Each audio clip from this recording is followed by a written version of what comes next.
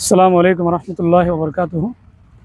সম্মানিত মুহিসুন্নাহ গাউসিয়া সক্রিয়া মাদ্রাসার সকল সদস্যবৃন্দু, আশা করি আপনারা সবাই ভালো আছেন। আল্লাহ রহমতে আমরা আজকে সকাল থেকে এই যে মাদ্রাসার কাজ, এই যে গ্রেড বিম ঢালাই অলরেডি চলমান আছে। সকাল থেকে আমরা এই কাজে আরম্ভ করছি। আজকে কংক্রিটের কাজ চলতেছে।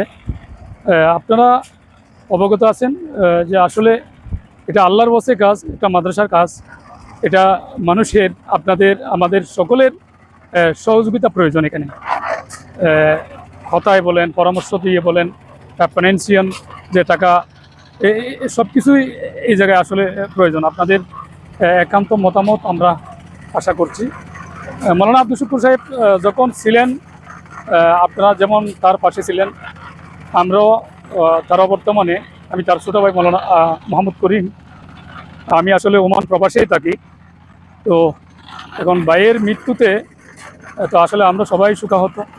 আপনারা আমাদের জন্য দোয়া করবেন যেন আমরা এই শোক কাটিয়ে উঠতে পারি। আরেকটা দোয়া, আল্লাহ রহমতে আরও এই দোয়া করবেন যে এই বিষয়ে যেন ওনার যেই আশা আকাঙ্ক্ষা ছিল ওই মাদ্রাসা নিয়ে, এখানে একটা মাদ্রাসা হবে, দ্বীনে প্রতিষ্ঠান, উনি আমাদের জন্য, এই এলাকার জন্য একটা, যদি বলে নক্ষত্র এই জায়গার জন্য এই জিনিসটা, এই মাদ্রাসাটা। তো আমি দেশে বিদেশে যারা আছেন, আপনারা একটু এসব দিকে একটু নজর রাখবেন, যাতে করে আমরা এটা চলমান কাজ ধরে রাখতে পারি অদূর ভবিষ্যতে। এখানে এইটুকু দেখতেছেন যে এটা মাত্র মাদ্রাসা, এইদিকে পিছনের দিকে আপনার মনে করেন এখানে মসজিদ হবে একটা ওই পাশে, এরপরে ওইদিকে উজুখানা আছে, এটা মাঠ থাকবে, ওইদিকে মৌলানা শুকুর সাহেবের কবর আছে সামনে। তো বিশাল একটা জায়গা। এই প্রজেক্টের জন্য কিন্তু করি আমরা প্রায় 1.5 crore টাকা লাগবে, 1,50,00,000 টাকা আমার মনে হয় এটা কমপ্লিট করতে লাগবে। যে একতলা পর্যন্ত, 1 ফ্লোর পর্যন্ত আপনার মাদ্রাসা, আর একটা ছোটো মসজিদ, উজুখানা, তারপরে এখানে মাটি বড়, মোটামুটি এটা বড় একটা প্রজেক্ট। আপনারা যেখান থেকে দেখছেন, আমি আপনাদের কে অনুরোধ করব যতটুকু পারেন, এটা আল্লাহর ওয়াসে কাজ। এখানে কোনো আমাদের বা কারো স্বার্থ এখানে নাই, স্বার্থ একটাই, এটার উসিলা দিয়ে যেন আল্লাহ তাআলা আমাদেরকে পরকালে কোনো মঙ্গলের উসিলা করে, যেন আল্লাহ তাআলা নাজাতের উসিলা করে। তো আমি আপনাদের সবার সহযোগিতা কামনা করতেছি, যেন আপনারা আমার ভাইয়ের পাশে ছিলেন, ভবিষ্যতেও থাকবেন। এটাও অলরেডি মানুষের অনুদানে দিয়েই চলতেছে, যতটুকু আমরা করতেছি। আমি মৌলানা শুকুর এন্তেকালের পর থেকে আমি তার পাউন্ডে বলেন, তার ক্যাশ, আমি কিছুই পাই নাই আসার পরে। এই টাকাগুলো এই বর্তমান যে শাটারিং করতেছি, কংক্রিট করতেছি, সিমেন্ট, বালু, এগুলো সবগুলোই মানুষের অনুদান দিয়ে চলা। তো আমি আপনাদের কাছে বিনীত অনুরোধ করব এই কাজটা যেন চলমান রাখেন।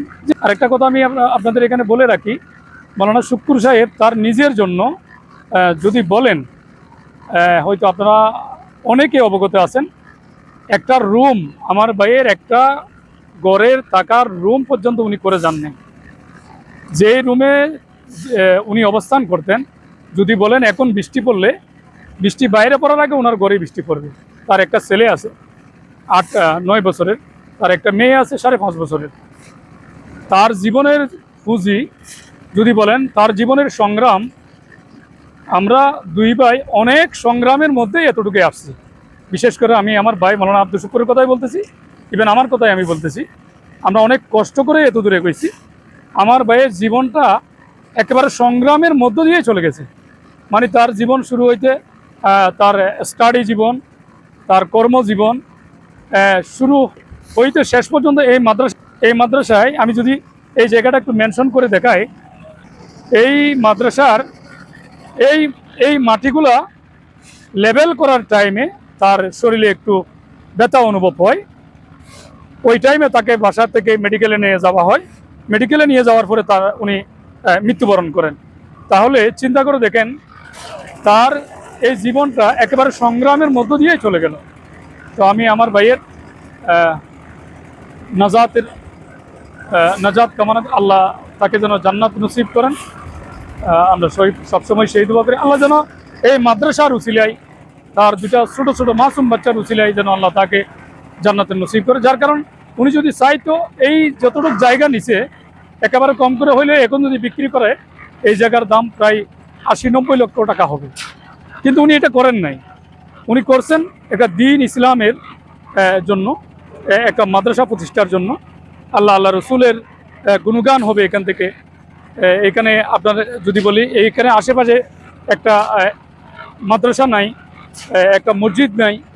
এখানে অনেক বাড়ি যদি দেখেন অনেক দূরে আর একটা মসজিদ আছে। এই আশেপাশের মানুষগুলো এই মসজিদে নামাজ পড়তে পারবে, এই মাদ্রাসায় বাচ্চাদেরকে দিতে পারবে। তাহলে এটা অবশ্যই ডেফিনেটলি একটা স্বভাবের কাজ। তার নিয়ত শুদ্ধ ছিল, তার নিয়ত ভালো ছিল। আল্লাহ রসুল বলতেছে যার নিয়ত শুদ্ধ আছে আল্লাহ তাআলা তাকে কামিয়াব করবে। আমি আশা করি আমার ভাইয়ের নিয়ত শুদ্ধ ছিল, উনি নিজের জন্য কিছু করে নাই। এটা একেবারেই যদি বলা হয় এটা আল্লাহ রসুলের জন্য উনি এই মাদ্রাসা করার জন্য চেষ্টা করছে। তো ভবিষ্যতে আপনারা পাশে থাকবেন, আমি এই ব্যক্ত রেখে আপনাদের কাছ থেকে বিদায় নিচ্ছি। আসসালামু আলাইকুম রহমতুল্লাহি ওয়া বারাকাতুহু।